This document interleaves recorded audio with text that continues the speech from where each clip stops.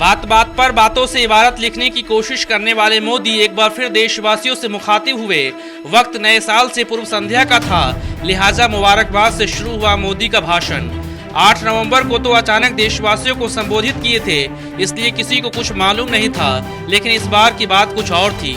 मोदी देशवासियों को संबोधित करेंगे, ये बात 2 दिन पहले लोगों को खबर लग गई थी, इसलिए हर किसी को उस वक्त का इंतजार था जो वक्त मोदी के बोलने के लिए तय किया गया था। लिहाजा पहले ही से लोग टीवी पर आंखें गड़ाए बैठे थे। लोगों में खौफ इस बात का था कि कहीं 8 नवंबर जैसा फैसला तो फिर से नहीं दोहराया जाएगा। भ्रष्टाचार, काला धन, जाली नोटों के जाल ने ईमानदार को भी घुटने टेकने के लिए मजबूर कर दिया था।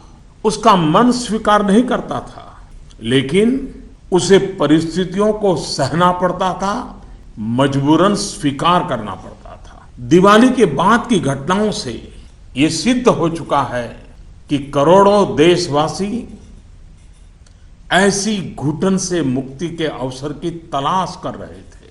हमारे देशवासियों की अंतर ऊर्जा को हमने कई बार अनुभव किया है, चाहे सन 62 की लड़ाई हो, 65 की लड़ाई हो, 71 की लड़ाई हो, करगिल का युद्ध हो।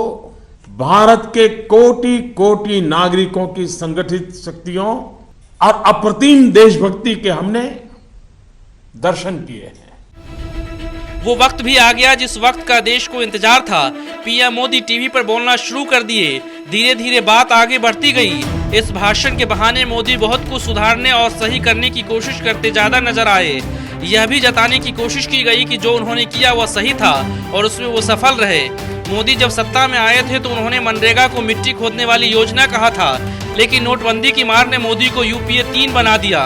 वो सामाजिक कल्याण और सब्सिडी पर बल देते नजर आ रहे हैं। यूपीए के बाद जिस नीति पर मोदी आगे बढ़ रहे थे, यह भाषण उसका यू टर्न जैसा ही है। बैंकों की स्वतंत्रता का आदर करते हुए मेरा आग्रह है कि बैंक अपनी परंपरागत प्राथमिकताओं से बाहर निकलकर अब देश के गरीब, निम्न मध्यम वर्ग और मध्यम वर्ग को केंद्र में रखकर अपने कार्य का आयोजन करें। नोटबंदी ने पहले लोगों को घुटने टेकने पर मजबूर कर दिया। शायद मोदी को भी इसका अंदाजा नहीं था कि जिस नोटबंदी को एक महान ऐतिहासिक कदम आंक रहे हैं, वो लोगों के सामान्य जनजीवन को इस तरह से प्रभावित करेगा। इसका असर पार्टी के लिए आगामी चुनावों पर भी एक चुनौती की तरह दिखने लगेगा। शनिवार का भाषण इसी चोट की भरपाई करते नजर आया। मोदी का भाषण खासा राजनीतिक था। उन्होंने शोषित और गरीबों ईमानदारों का हवाला देते हुए भाषण की शुरुआत की और फिर एक के बाद एक घोषणाएं करते नजर आए। ये चोट पर दवा लगाने जैसा और लोगों के हाथ में राहत बांटने जैसा था।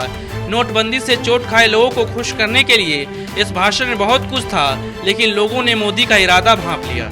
ये बात मोदी को भी पता है कि आगे की राह बहुत कठिन है। सामने यूपी सहित 5 राज्यों की चुनाव है। यूपी चुनाव सबसे अहम है। अगर जरा सी ऊंच नीच हो गई तो 2019 भी खतरे में पड़ जाएगी। Bureau report, national Dastak.